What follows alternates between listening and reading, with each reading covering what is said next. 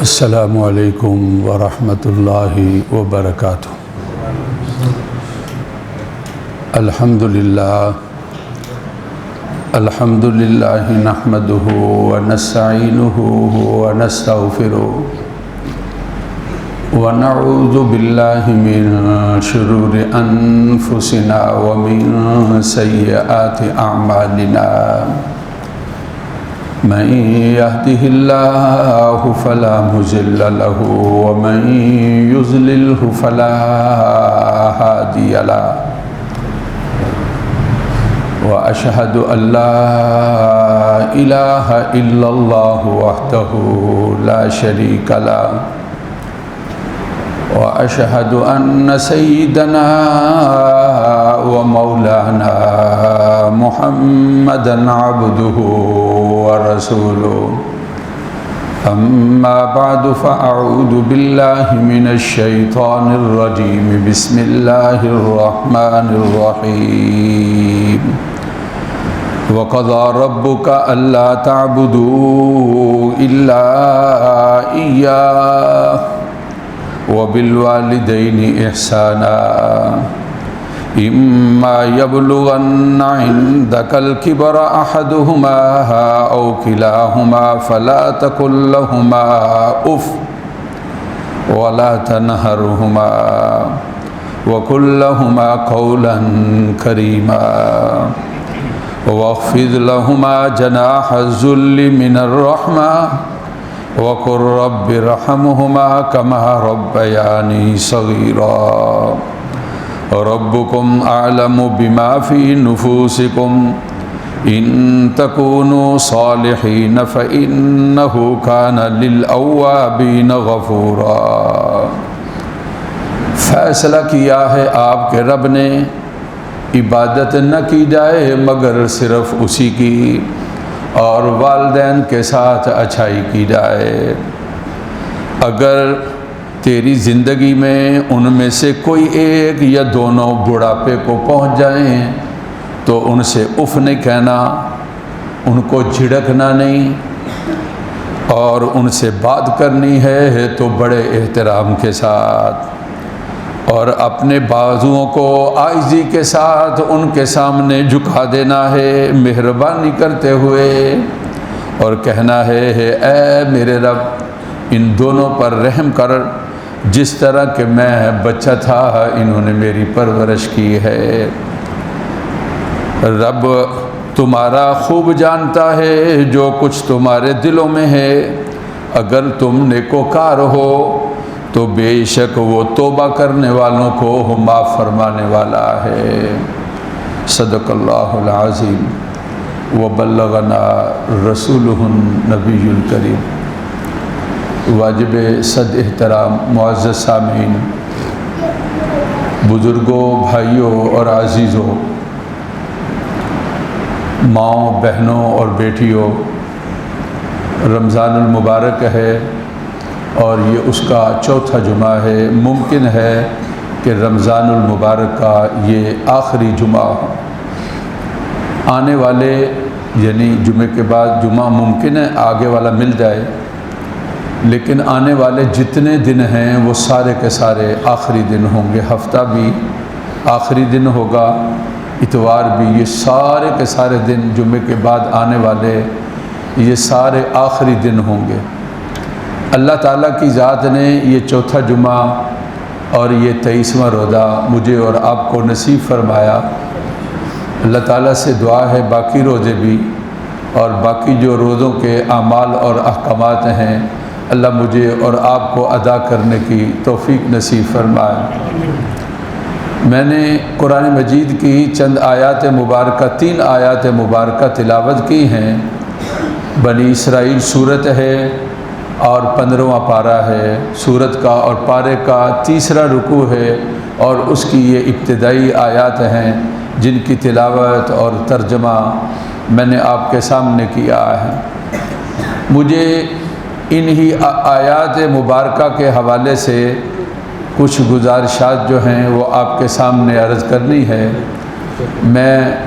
ان آیات کے حوالے سے کوئی زیادہ تفصیل شاید نہ کر سکوں چونکہ وقت بہت تھوڑا ہے، لیکن میں اس کا ترجمہ اور ان کا معنی اور ان کا جو مفہوم ہے ان کے بارے میں کچھ تذکرہ کروں گا۔ 3 چیزیں اللہ تعالیٰ میری طرف توجہ کریں، 3 چیزیں اللہ رب العزت کی جانب سے بہت بڑا انعام ہیں۔ میں کیا عرض کر رہا ہوں؟ 3 چیزیں اللہ رب العزت کی جانب سے بہت بڑا انعام ہیں۔ ان میں سے ایک رمضان المبارک ہے۔ اللہ تعالیٰ کی ذات نے جس طرح ہمارے لیے اور بہت ساری چیزیں انعام والی اور فضیلت والی رکھی ہیں۔ اللہ کا گھر ہے بیت اللہ، مسجد نبوی ہے، یہ جگہیں اور ٹھکانے اور شہر بڑے عزیز ہیں۔ آرزو اور تمنا ہے کہ پر لگیں اور اڑیں اور پہنچ جائیں حرم کعبہ کے اندر اور جمعے کی نماز کو وہاں پر امام کعبہ کے پیچھے پڑھیں، مسجد نبوی میں پہنچیں اور وہاں پر ریاض الجنہ میں جگہ مل جائے اور جمعے کا خطبہ ہو اور وہاں پر ہم نماز جمعہ کو ادا کریں۔ یہ بڑی فضیلت والی چیزیں ہیں، رتبے اور مقام والی چیزیں ہیں۔ جس طرح یہ جگہ کے لحاظ سے رتبہ ہے تو زمانے کے لحاظ سے رتبہ رمضان کا ہے، بڑا معزز مہینہ ہے اور بڑا رتبے والا مہینہ ہے اور بڑا شان والا مہینہ ہے رمضان المبارک۔ اور پھر شخصیات میں سے اللہ تعالیٰ کی ذات نے مجھے اور آپ کو نبی اور پیغمبر دیے جو امام الانبیاء ہیں، جو خاتم النبیین ہیں، جو شفیع المذنبین ہیں، جو رحمت للعالمین ہیں، جو میرے اور آپ کے آقا ہیں محمد الرسول اللہ صلی اللہ علیہ وسلم کی ذات اقدس۔ اللہ تعالیٰ کا بہت بڑا ہم پر انعام ہے، ہمیں اس امت کے اندر اور ان کی تابعداری کے اندر اور ان کے کلمے کے ساتھ اللہ کی ذات نے مجھے اور آپ کو اس دنیا کے اندر بھیجا ہے۔ دنیا کے اندر جو اللہ تعالیٰ کے بہت انعامات ہیں اور بڑی مہربانی ہیں، ان میں سے اللہ تعالیٰ نے جو میرے اور آپ کے وجود کا ذریعہ بنے، یعنی والد گرامی اور والدہ محترمہ، یہ 2 ہستیاں دنیا کے اندر اللہ رب العزت کی ذات نے بہت بڑا انعام رکھا ہے۔ جس طرح رمضان المبارک فضیلت والا، جس طرح آقائے 2 جہاں سرکار 2 جہاں فضیلت والے، اس طرح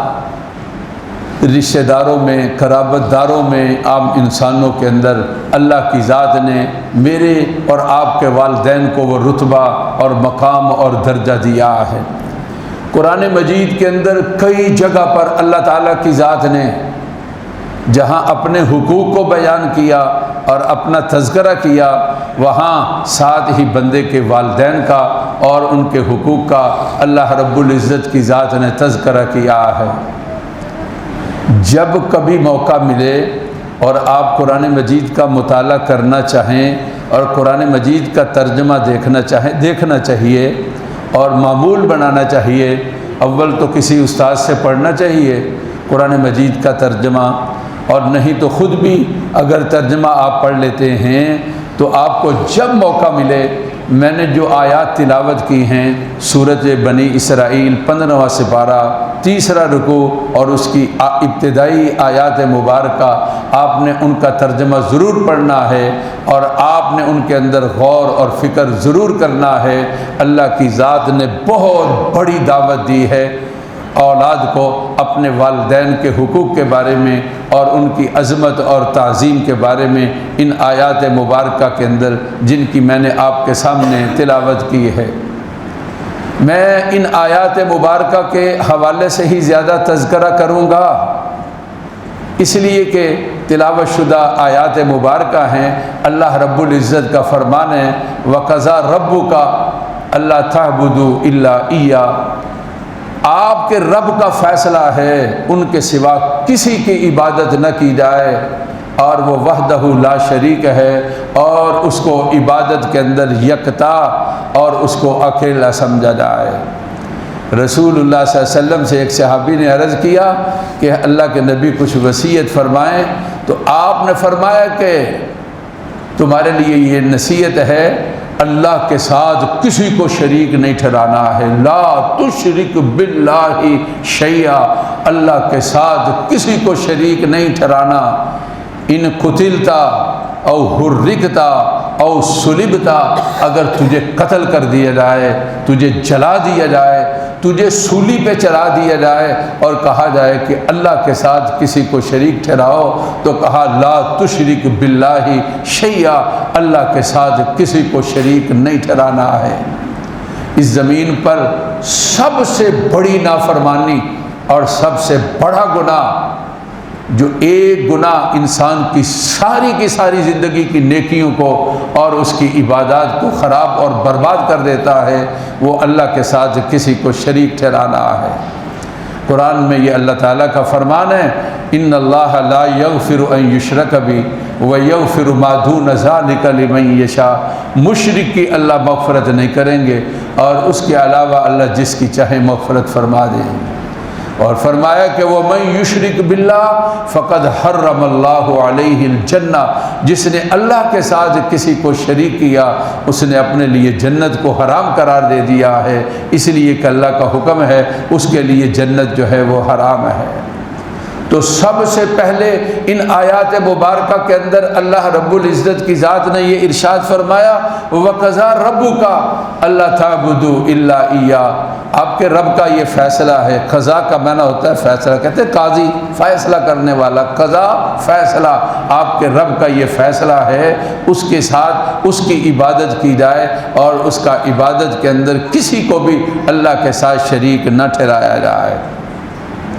آپ یہ اندازہ لائیں، مالک اور خالق نے جب اپنے حقوق کا تذکرہ کیا ہے تو ساتھ ہی یہ بیان کر دیا وہ بالوالدین احسانا، کہ اپنے والدین کے ساتھ جو ہے وہ احسان کرنا ہے۔ یعنی جس طرح اللہ حقیقی خالق اللہ ہیں، حقیقی موجد اللہ ہیں، حقیقی انسان کو دنیا کے اندر بھیجنے والے اللہ ہیں، لیکن اسباب کے درجے کے اندر اللہ کی ذات نے بندے کے وجود کا ذریعہ اس کے والدین بنائے ہیں۔ اس لیے اللہ کی ذات نے اپنے حقوق کے ساتھ ہی والدین کے حقوق کا تذکرہ کیا اور کہا کہ وہ بالوالدین احسانا۔ یہ صرف آگے آیات نہ آتی، صرف یہ لفظ ہوتا وہ بالوالدین احسانا، تو والدین کے ساتھ والدین کے جتنے حقوق تھے، والدین کی تابع داری کی جتنی باتیں تھیں، والدین کی نافرمانی والی جتنی باتوں سے بچنا ہے، وہ بالوالدین احسانا، اس لفظ کے اندر اللہ کی ذات نے وہ ساری کی ساری باتوں کو اجمال اور اختصار کے ساتھ اللہ کی ذات نے ان ساری کی ساری باتوں کا تذکرہ کر دیا اور ان ساری کی ساری باتوں کو بیان کر دیا۔ کیسے؟ نبی کریم صلی اللہ علیہ وسلم نے پوچھا کہ احسان کس کو کہتے ہیں؟ جبرائیل آئے تھے، آپ صلی اللہ علیہ وسلم کی ذات اقدس نے، بخاری شریف کی روایت ہے، آپ نے پوچھا کہ مل احسان، جبرائیل احسان کیا ہے؟ کہا کہ عبادت اللہ کی اس طرح کرنا کہ کأنک تراہ، کہ تو اپنی آنکھوں سے اپنے اللہ کو دیکھ رہا ہے جس طرح کہ اللہ سامنے ہو اور بندہ اپنے اللہ کو دیکھ رہا ہو۔ تو جو عبادت کرے گا جس درجے کی، اس طرح عبادت کرنا اس کو کہا جاتا ہے احسان۔ اور دوسرا درجہ یہ دیا، یا کم از کم یہ سمجھ لیا جائے کہ میرا رب جو ہے وہ مجھے احسان کا کم درجہ یہ ہے کہ آدمی یہ سمجھ لے کہ میرا رب مجھے دیکھ رہا ہے۔ اگر آدمی اپنے والدین کے بارے میں یہ سمجھ لے کہ میرا اللہ مجھے دیکھ رہا ہے، چار دیواری کے اندر جو ہم اپنے والدین کو برا بھلا کہتے ہیں اور ان کو دھکے دیتے ہیں اور ان کے ساتھ جھگڑا اور لڑائی کرتے ہیں اور باہر آ کر ہم حاجی اور نمازی بن جاتے ہیں، تو پھر یہ دوگلا پن نہیں ہوگا، پھر یہی سامنے آئے گا کہ میرے اللہ مجھے دیکھ رہے ہیں اور میں اپنے اللہ کے سامنے ہوں۔ کبھی بھی اپنے والدین کے سامنے اف نہیں کہے گا اور والدین کی کبھی بھی بے ادبی نہیں کرے گا، والدین کی تابع داری سے کبھی بھی جان نہیں چھڑائے گا۔ جس طرح کہ نماز فرض ہے نا، جس طرح نماز فرض ہے، روزہ ہم نے رکھا، روزہ فرض ہے نا، جس طرح ہم زکوٰۃ ادا کرتے ہیں، زکوٰۃ فرض ہے نا، اسی طرح باپ کی تابعداری فرض ہے، اور اسی طرح والدہ کی تابعداری فرض ہے، جس طرح کہ یہ فرائض ہے۔ صرف ایک شرط ہے، باپ کوئی گناہ والا کام نہ کہے اور والدہ کوئی گناہ والا کام نہ کہے۔ والدین گناہ والا کام نہ کہیں، ان کے علاوہ والدین کی تابعداری اس طرح فرض ہے جس طرح کہ انسان کے اوپر دیگر فرائض ہیں، اور جس طرح انسان کے اوپر ان کا کرنا لازم ہے، اس طرح والدین جو ہیں ان کی تابعداری بھی فرض ہے، اور ان کا حکم ماننا جو ہے، اطاعت اور فرما برداری کرنا، وہ بھی فرض ہے۔ میں اس کی کیا مثال دے سکتا ہوں؟ آپ دینی کسی ادارے میں پڑھنا چاہتے ہیں اور دینی تعلیم کا حاصل کرنا بڑا درجہ اور بڑا رتبہ اور مقام ہے، والدہ کہہ دے یا والد کہہ دے آپ نے وہاں نہیں پڑھنا اور آپ نے نہیں جانا ہے، آپ کسی عالم سے پوچھ لیں، حالانکہ بیٹا اچھے کام کے لیے جا رہا ہے، لیکن یہ فرض نہیں ہے انسان کے اوپر اس طرح کسی ادارے میں جا کر داخل ہونا اور وہاں جا کر پڑھنا۔ اگر کوئی کہیں تو ان کے ساتھ بات چیت کی جائے، سمجھنا سمجھانا چاہے، لیکن اگر وہ اڑ جاتے ہیں تو پھر ان کی تابعداری، آپ سمجھیں ایک طرف کتنا بڑا کام ہے، ان کی تابعداری۔ ہمارے مدارس کے اندر جب بچے آتے ہیں تو ان سے پوچھا جاتا ہے تیرا ابا کہاں ہے؟ وہ کہتا ہے کوئی بات بتا، کہتا ہے لے کر آؤ، وہ کہتے ہیں نہیں آتے، تو ان کو کہا جاتا ہے اگر آپ کا ابا اس پر راضی نہیں ہے تو جب تک آپ ابا کو نہیں لائیں گے وہ راضی نہیں ہوگا، آپ کو یہاں پر داخلہ نہیں دیا جائے گا۔ اس طرح والدین کی تابعداری اور ان کی فرما برداری جو ہے فرض ہے، اس لیے کہ اللہ تعالیٰ نے کہا وہ بالوالدین احسانہ حکم دیا ہے، اپنے والدین کے ساتھ احسان کرو۔ عبادت کا سب سے اعلیٰ مقام، عبادت کا سب سے اعلیٰ درجہ اس کو احسان کہا جاتا ہے، اور والدین کے ساتھ اللہ رب العزت کی ذات نے احسان کرنے کا حکم دیا ہے۔ میں نے عرض کیا تھا کہ 3 چیزیں اللہ تعالیٰ کی جانب سے بہت بڑا انعام ہیں ہمارے لیے، ان میں سے 2 جہاں کے آقا صلی اللہ علیہ وسلم ہیں، آپ کی ذات اقدس ہے۔ دیکھو جب آپ کا اسم گرامی آتا ہے تو کیا کہنا ہے؟ 10 نیکیاں لکھی جاتی ہیں۔ آپ بڑے خوش تھے اور آپ نے سجدہ کیا تو بڑا لمبا سجدہ کیا۔ صحابی کہتے ہیں مجھے ڈر لگ گیا کہ اتنا لمبا سجدہ کہیں آپ کی روح پرواز کر گئی ہے۔ آپ اٹھے تو پوچھا کیا؟ کہا میں حضرت بڑا پریشان ہوا، کہا میں آج شکر کا سجدہ کیا ہے۔ میرے اللہ نے یہ کہا کہ جو آپ کا امتی آپ کے لیے ایک دفعہ کہے گا صلی اللہ علیہ وسلم، اللہ تعالیٰ اس پر اپنی 10 رحمتیں نازل کریں گے اور اس کے نامہ اعمال میں 10 نیکیاں لکھیں گے اور اس کے نامہ اعمال سے 10 گناہوں کو مٹا دیں گے۔ میں اپنے اللہ تعالیٰ کا شکر ادا کر رہا ہوں۔ آپ ذرا اندازہ لگائیں کہ اس درود شریف پر کتنا کو وقت لگا، اور اس کے ساتھ درجہ اور رتبہ اور مقام اور فضیلت کتنی بڑی ملی ہے۔ تو آپ صلی اللہ علیہ وسلم کی ذات اقدس ہمارے لیے، مسلمانوں کے لیے، اور پوری کی پوری انسانیت نہیں، یہ چھوٹا لفظ ہے، ساری کی ساری مخلوقات کے لیے اللہ کی ذات نے آپ کی ذات اقدس کو رحمت اور مہربانی بنایا ہے، اور کہا وَمَا أَرْسَلْنَاكَ إِلَّا رَحْمَةً لِّلْعَالَمِينَ۔ عالم اللہ کے سوا یہ جہان ہے، انسانوں کا الگ، جنوں کا الگ، پرندوں کا الگ، درندوں کا الگ، چرندوں کا الگ، حجروں کا الگ، شجروں کا، یہ سارے جہان ہیں الگ الگ۔ تو اللہ کی ذات نے جمع کا لفظ بولا کہ رسول اللہ صلی اللہ علیہ وسلم کی ذات اقدس سب کے لیے، سب جہانوں کے لیے رحمت ہے، اس لیے کہ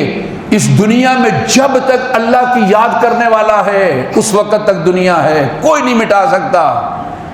جب تک لوگ اللہ اللہ کرنے والے ہیں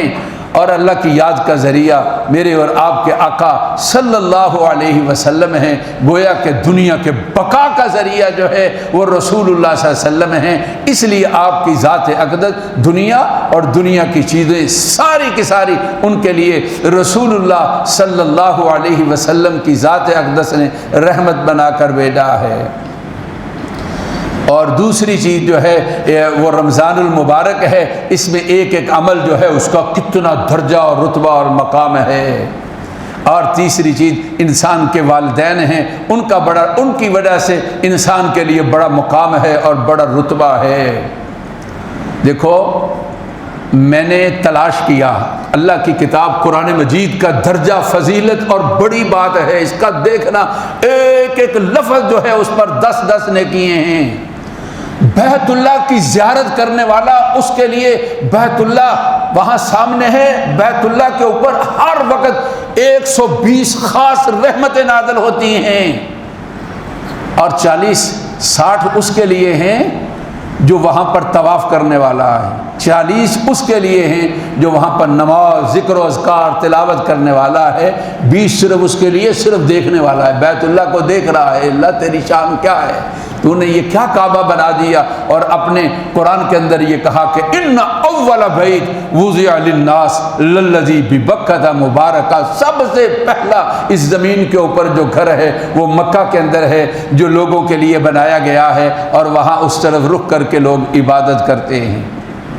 یہ نیکیاں بڑی ہیں، لیکن جو والدین ہیں نا، والد گرامی، ان کے بارے میں رسول اللہ صلی اللہ علیہ وسلم نے بلا کیا ارشاد فرمایا، کہا کہ اپنے والد کو جو محبت کے ساتھ دیکھے گا، اپنے والد کی طرف محبت اور شفقت کے ساتھ جو نظر کرے گا، آقا دو جہاں، سرکار دو جہاں صلی اللہ علیہ وسلم نے فرمایا اللہ اس کے نامہ اعمال کے اندر مقبول حج کا ثواب لکھیں گے۔ جاؤ، جا کر حج کر لو۔ کتنے پیسے خرچ ہوتے ہیں اور کتنی عبادت پر مشقت ہے اور کتنا وقت لگتا ہے، لیکن قبولیت کا دعویٰ کوئی نہیں کر سکتا ہے۔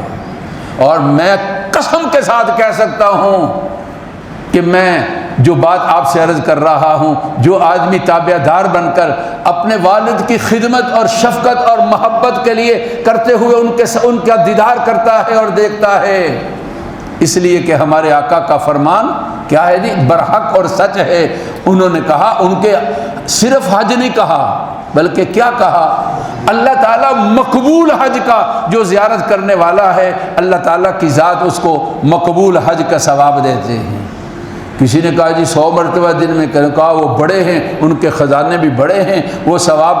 آپ یہ کہیں گے کہ یہ ثواب، ہاں آنکھیں بند ہوگی نا پھر پتہ چلے گا ایک ایک نیکی کی کیا قدر ہے، اور حج کا ثواب اور مقبول حج کا ثواب، اس کا درجہ، رتبہ اور مقام کیا ہے۔ رسول اللہ صلی اللہ علیہ وسلم نے ایک موقع پر ارشاد فرمایا، اوسط ابواب الجنہ، اوسط درمیان کو بھی کہتے ہیں، جنت کا درمیانی دروازہ۔ آخر آدمی جب والد جو ہے اس تک پہنچ گیا تو اس کا مطلب جنت کے درمیان پہنچ گیا۔ اور اوسط جو ہے بہتر اور اچھے کو بھی کہتے ہیں، جس کا معنی ہے جنت کا سب سے خوبصورت دروازہ اور سب سے اچھا اور عمدہ دروازہ اور سب سے زیادہ عزت والا دروازہ۔ روزے داروں کے لیے دروازہ ہے باب الریحان، لیکن اس کو یہ نہیں کہا گیا اس فضیلت والا ہے، لیکن باب جو دروازہ ہے اس کے بارے میں کہا گیا کہ اوسط ابواب الجنہ، جنت کے دروازوں میں جو سب سے زیادہ عزت، فضیلت، رتبے اور مقام والا جنتیوں جو تمہارے لیے دروازہ ہوگا وہ تمہارا باپ ہے۔ اور فرمایا رسول اللہ صلی اللہ علیہ وسلم نے، اللہ کی رضا باپ کی رضا کے اندر ہے، اور اللہ کی نافرمانی باپ کی نافرمانی کے اندر ہے۔ آقا دو جہاں، سرکار دو جہاں صلی اللہ علیہ وسلم کی ذات اقدس نے ارشاد فرمایا۔ ایک آدمی نے کہا کہ اگر باپ زیادتی کرتا ہے، ڈنڈی مارتا ہے، یہی کہا جاتا ہے نا جو فلاں کے ساتھ یہ اور میرے ساتھ یہ ہے، رسول اللہ صلی اللہ علیہ وسلم نے اس کے جواب میں کہا کہ وَإِن ظَلَمَا، تمہیں والدین کی تابعداری اور فرما برداری اور ان کے ساتھ اچھائی اور نیکی کا حکم ہے، اگرچہ تیرا باپ تیرے ساتھ زیادتی بھی کرتا ہے اور زیادتی بھی کرتا ہے اور زیادتی بھی کرتا ہے۔ کسی نے کہا میں کماتا ہوں خرچ کر دیتا ہے، شکایت کی، آپ صلی اللہ علیہ وسلم نے بلایا اور باپ سے تفصیل پوچھی، اور روایات کے اندر ہیں اس طرح آپ نے بیٹے کا گریبان پکڑا اور اس کو اس طرح جھٹکا دیا اور کہا انت ومالک لابیک، تو بھی اور تیرا مال بھی تیرے باپ کا ہے۔ رسول اللہ صلی اللہ علیہ وسلم، قرآن نے، اللہ تعالیٰ کی ذات نے اپنے ساتھ، اپنے حقوق کے ساتھ انسان کے والدین کو جوڑ دیا ہے۔ ایک آیا اور اس نے کہا کہ میری امی جان میں جہاد میں جانا چاہتا ہوں، میری امی جان مجھے الوداع کہتے ہوئے رو رہی تھی، آپ نے فرمایا الزم قدمہا ولک الجنت، جاؤ جا کر امی کے قدموں میں پڑ جاؤ، تمہاری جنت تو وہاں پر ہے۔ آقائے دو جہاں، سرکار دو جہاں صلی اللہ علیہ وسلم نے فرمایا۔ میرا جی تھا میں صرف ترجمہ کرتا، آپ ذرا غور کریں، قرآن مجید کے اندر اللہ تعالیٰ نے اور بھی بہت سارے احکامات بیان کیے، اور اس حکم کو خاص طور پر اللہ رب العزت کی ذات نے کس طرح بیان فرمایا۔ کہا آگے جو حکم ہے اما یبلغن عندک الکبر احدہما او کلاہما فلا تقل لہما اف، فرمایا کہ اگر تیری زندگی میں ان دونوں میں سے کوئی ایک باپ یا ماں یا دونوں کے دونوں بڑھاپے کو پہنچ جاتے ہیں، جب بوڑھا ہو جاتا ہے تو انسان چڑچڑا ہو جاتا ہے، جب بوڑھا ہو جاتا ہے تو انسان جو ہے ایسی خواہشات کا اظہار کرتا ہے جو بظاہر اس پر عمل کرنا مشکل ہوتا ہے، جب انسان جو ہے وہ بوڑھا ہو جاتا ہے اس کی برداشت کے اندر فرق آ جاتا ہے۔ تو بڑا قرآن نے کیا کہا ہے؟ تو کہا فلا تقل لہما اف، تم نے والدین کو اف نہیں کہنا ہے۔ یہاں جب میں پہنچا تو میں نے تفسیرات کو دیکھا تو اس میں یہاں رسول اللہ صلی اللہ علیہ وسلم کا فرمان ہے، اگر ناگواری کا اظہار کے لیے اف سے نیچے کوئی کلمہ ہوتا تو اللہ کی ذات وہ بیان کر دیتی کہ تم نے اپنے والدین کے سامنے یہ کلمہ بھی نہیں کہنا ہے۔ اردو، پنجابی، فارسی، عربی، ساری کی ساری زبانوں کے اندر اظہار ناگواری کے لیے جو سب سے زیادہ گھٹیا لفظ یعنی چھوٹا لفظ بولا جا سکتا ہے وہ کیا ہے؟ اف ہے۔ اللہ کی ذات نے اس سے بھی منع کر دیا۔ ہمارے استاد مکرم نے ایک واقعہ بیان کیا والدین کا، اور پھر اس کے ساتھ جو ہے اولاد کا آپس کے اندر، اور آگے قرآن یہ کہتا ہے وَلَا تَقُلْ لَهُمَا اُف وَلَا تَنْهَرْهُمَا، ان کو جھڑکنا نہیں آئے۔ کیسی کیسی باتیں ہم کر دیتے ہیں۔ قرآن نے کہا وَلَا تَنْهَرْهُمَا، ان کو جھڑکا نہیں ہے۔ وَقُلْ لَهُمَا قَوْلًا كَرِيمًا، بات کرو تو بڑے دب کر، احترام کے ساتھ اور عزت کے ساتھ اپنے باپ کے سامنے اور اپنی والدہ کے سامنے تم بات کرو۔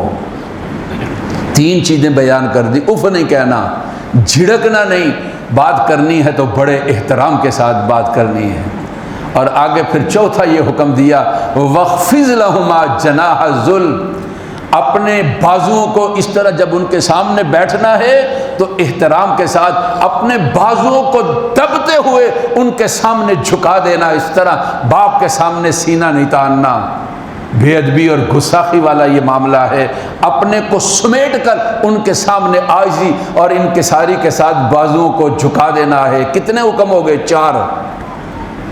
اور پھر آگے یہ فرمایا کہ وَقُلْ رَبِّ ارْحَمْهُمَا كَمَا رَبَّيَانِي صَغِيرًا، باپ جو ہے وہ بوڑھا ہو گیا، اب اس وقت یاد دلایا جا رہا ہے ذرا تو اس زمانے کو یاد کر جب تو چھوٹا تھا، کیا کیا تیری ضدیں تھی اور کیا کیا تیرے نخرے تھے اور کیا کیا تیری باتیں تھی، اور تیرا باپ کس طرح خوش دلی کے ساتھ تیری ان باتوں کو برداشت کرتا رہا اور تیری ان باتوں کی تعویل کرتا رہا اور تیری ان باتوں سے خوش ہوتا رہا۔ آج اگر وہ بڑھاپے کو پہنچے ہیں، اف نہ کہو، جھڑکو نہیں، عزت سے بات کرو، بازو عاجزی کے ساتھ جھکا دو اور ان سے ان کے بارے میں کہہ دو قُلْ رَبِّ ارْحَمْهُمَا كَمَا رَبَّيَانِي صَغِيرًا۔ جن کے والدین فوت ہو گئے اللہ ان کو جنت کا مقام دے دے، غلطیاں ہماری معاف کر دے، اور جن کے زندہ ہیں دونوں یا ان میں سے کوئی ایک، غنیمت سمجھو، آسان راستہ جنت کے حصول کا والد اور والدہ محترمہ ہے، اس کو اور جو آدمی بے ادبی کرے گا اس کے لیے بڑی سخت وعیدیں ہیں، اللہ بچا لے، اس کا تذکرہ ہی نہیں ہم نے کرنا، اس لیے کہ ہم نے صرف تابع داری کرنی ہے۔ کہو انشاءاللہ، جب اللہ نے دیے ہیں تو ان کی قدر کرو، خدمت کرو، اللہ توفیق دے۔ ربنا تقبل منا انک انت السمیع العلیم، سنتیں ادا کرو۔